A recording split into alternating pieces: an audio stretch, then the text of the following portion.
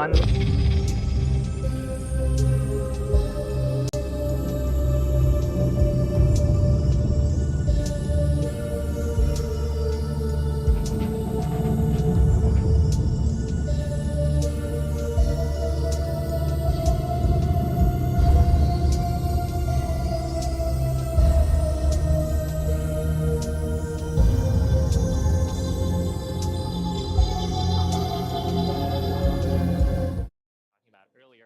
The design of the vehicle as we learn more about it from these large tests. Yeah, absolutely. Pulling on my industrial engineering background, system fill is something that is critical to that goal.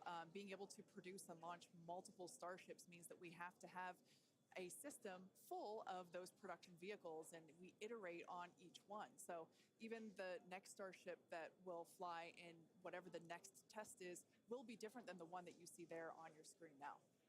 Now, the employees who have been at SpaceX a while say that Starbase does remind them of the early Falcon 1 days, except moving a whole lot faster. The team at Starbase is expanding as fast as the facilities are, and if you've ever wondered what life at Starbase is like... Так, ну, всем привет, кто подключился к трансляции. У нас сегодня очень знаменательное событие. Первый запуск сверхтяжелой ракеты Starship. Мы поговорим об этом еще чуть позже.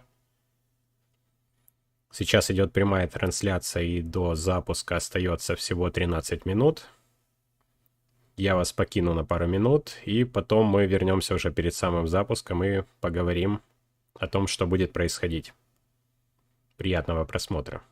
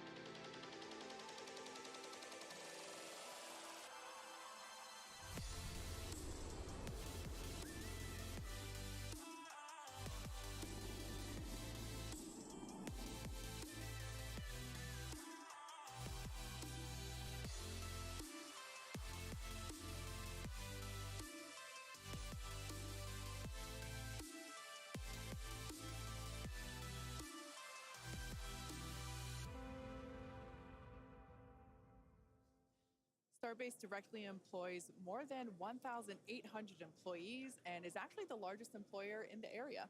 Yeah, and from that video, you can really tell, like, it's a beautiful location. It's close to the ocean. There's tons of wildlife.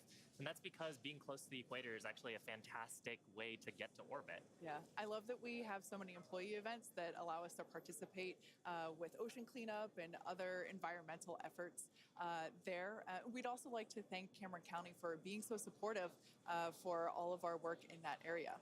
Now, in addition to Starbase, we'll soon be adding another Texas location to the SpaceX family. We're opening a new facility in Bastrop, Texas, just outside of Austin, to support Starlink hardware production.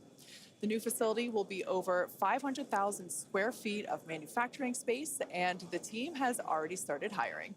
Now, we have all kinds of openings in production and manufacturing for technicians and leadership and manufacturing engineers and all kinds of site support roles. Basically, if you can think of a role, we're probably hiring for it. So if you're interested in helping expand human life to other planets or helping internet access here on Earth, consider becoming part of the SpaceX team at spacex.com/careers.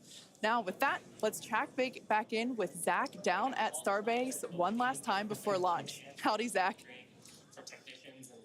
Hello, Kate and Shiva again. You can really feel the energy here at South Padre Island as more of the SpaceX team have gathered. We're standing just over 5 miles away from the launch mount, and so from here we've got a very nice view. I would basically say these are some of the best front row seats you could get, and might I add, beachside as well. Now, the Starship team has worked incredibly hard to get ready for this test, and we're all clearly excited for T0. And as we get into the final moments, one issue that could hold the countdown or cancel the test altogether is if a boat enters the safety perimeter. Now, over my shoulder is the Gulf of Mexico, which is normally very open to all of the boaters and fishers. However, today, SpaceX is closely coordinating with the United States Coast Guard to establish a safe zone and ensure public safety. And up to T0, SpaceX is in regular communication with the Coast Guard to ensure there are no boats in the area leading up to the launch. Now, fingers crossed that does not happen. Now, I'll throw it back to the folks at Hawthorne as we get closer and closer to that T-0.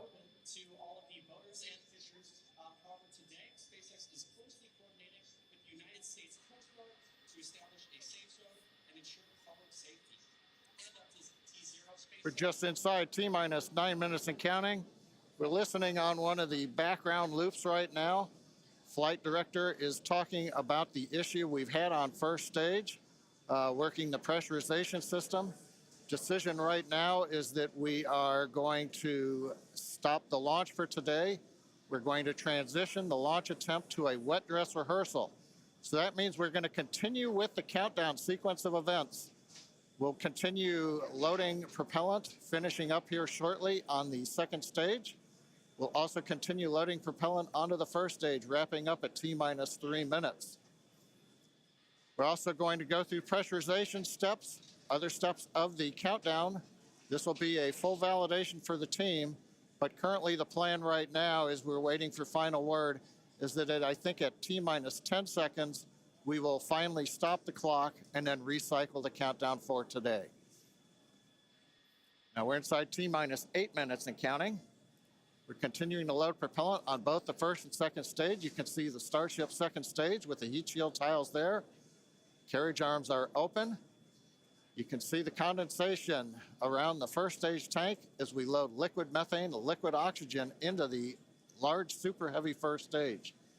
And that propellant loading is continuing until T-minus 3 minutes. As a reminder, and there's our great view looking up at the Raptor engines, the 33 engines. There's an outer ring of 20 engines, and then there's an inner set of 13. Those are the engines that can gimbal and adjust the course of the Starship vehicle on the way up. And of course, the first stage as it comes back down Issue towards they had. the How fast can water this be landing fixed in the Gulf before of they Mexico. probably will confirm a new day where they target all of Now, this? when both stages But are loaded, you they can see the got close. It condensation was frost only on the side of the first stage. We'll minutes have away just before over they 10 million pounds of called liquid it scrap here. propellant on board. And yeah, we will see how the Inside week T-minus plans 7 out from minutes, here we're on. continuing to Yeah. count. I mean, for a Team first is flight of preparing a for pretty much the brand new rocket, roll I'd say and this was a scrub good. at T-minus 10 seconds. Now, the good news is everything's been going good. We're just working that one issue.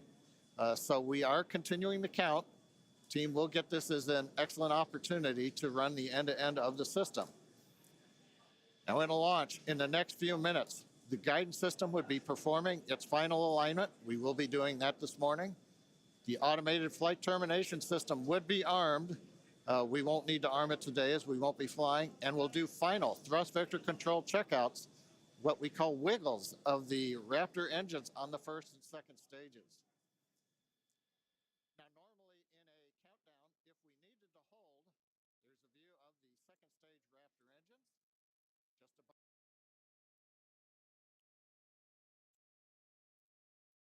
Так, ну и вы сами все слышали. К сожалению, сегодня запуска не будет.